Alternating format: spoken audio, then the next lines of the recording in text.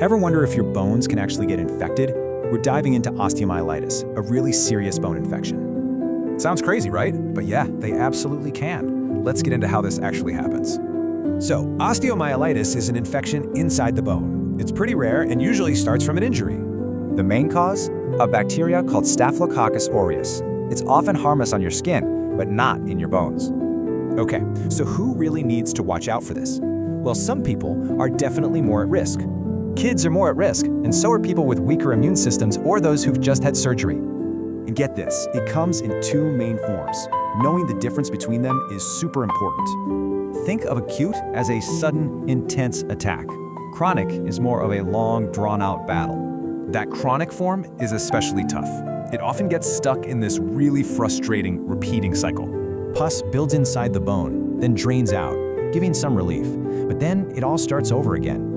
For the acute kind, you're looking at a high fever and intense pain. So bad, you can't even move the limb. With chronic cases, the biggest clue is a wound that keeps oozing pus from the bone. It just won't heal. So how do doctors figure this out? Well, they use a few key tests to see what's going on. They'll use blood tests to check for infection, and an X-ray can actually show damage to the bone itself.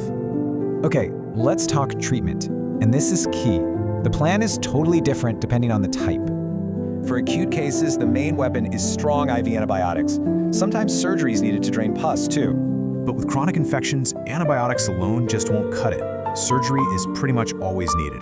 First, surgeons remove the dead, infected bone. Then, they reshape the area so it can heal right. And even after surgery, there's a long course of antibiotics. We're talking 4 to 6 weeks.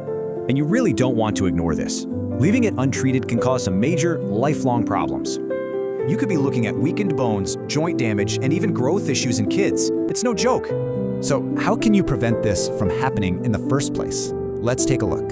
It's really about keeping your immune system strong and making sure any procedure is done with sterile gear.